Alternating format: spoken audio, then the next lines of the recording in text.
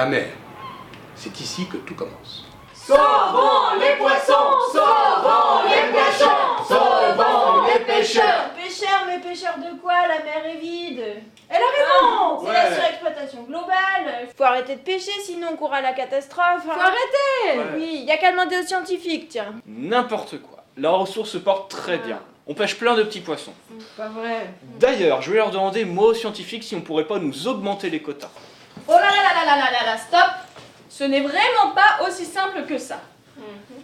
Et d'ailleurs, nous, scientifiques, on n'est pas là pour prendre parti ni pour l'un ni pour l'autre. Notre credo à nous, c'est l'objectivité. Nous, on est là pour connaître et comprendre. Connaître les poissons d'un côté, connaître les pêcheurs de l'autre, et essayer de comprendre comment tout ça interagit. Nos fondements à nous, ce sont les faits. Et les faits, ce qu'ils disent, c'est que tout ça est très complexe. Allons jeter un coup d'œil.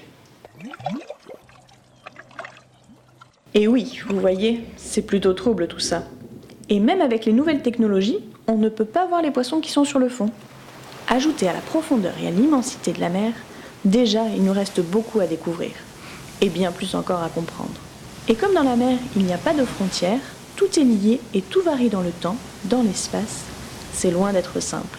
Tous ces facteurs combinés résultent en une grande part d'incertitude. Donc on ne peut pas dire comme ça si la mer est vide ou pleine. Tout simplement parce qu'il est très difficile d'estimer combien il y a de poissons dans la mer.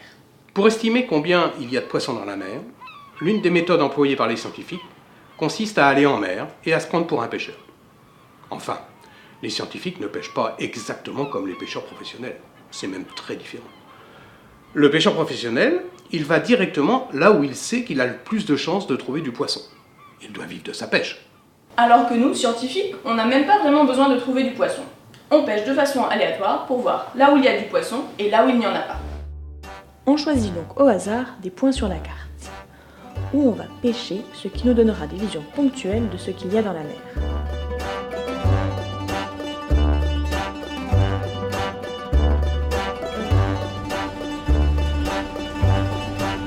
Laissez le passerelle en pêche.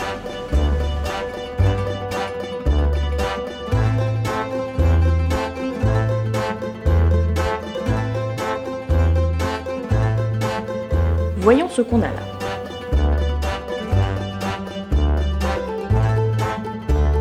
Quelles espèces? En quelle quantité et proportion?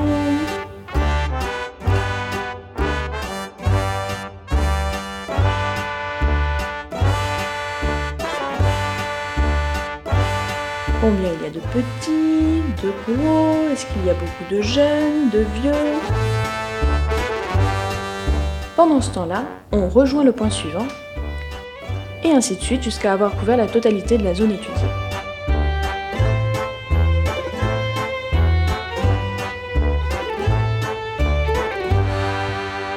Espèce par espèce, ces données ponctuelles de pêche scientifique, plus des données sur la pêche professionnelle, sont passées dans une moulinette d'équations et de modèles mathématiques.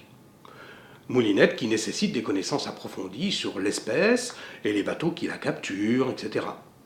Tout ça pour estimer combien il y a d'individus de cette espèce. Estimations qui sont généralement associées à de fortes incertitudes. Mais en fait, même si cela est déjà complexe, c'est encore très simplificateur. Ah, ce serait si simple s'il n'y avait que le poisson et le pêcheur. Mais non. Il se trouve que la mer foisonne de vie. Les espèces mangent, sont mangées, dépendent les unes des autres pour leur survie. Et le tout est dans un habitat. C'est tout ça l'écosystème. Et lorsqu'on agit sur l'un des maillons, cela a des répercussions sur les autres. Les méthodes évoluent pour intégrer de plus en plus cette complexité. L'approche écosystémique des pêches, c'est justement ça. C'est placer l'homme au sein de l'écosystème au même niveau que les autres espèces. C'est se préoccuper de la vie de toutes les espèces, donc aussi des hommes. On est tous liés à notre environnement et au sein de la société, ce qui implique également la prise en compte des aspects sociaux et économiques. L'objectif de l'approche écosystémique, c'est d'avoir des écosystèmes sains, donc productifs, et que la pêche puisse perdurer pour que les générations futures puissent continuer le plus longtemps possible à profiter des richesses de la mer. Voilà qui à terme devrait réconcilier nos amis.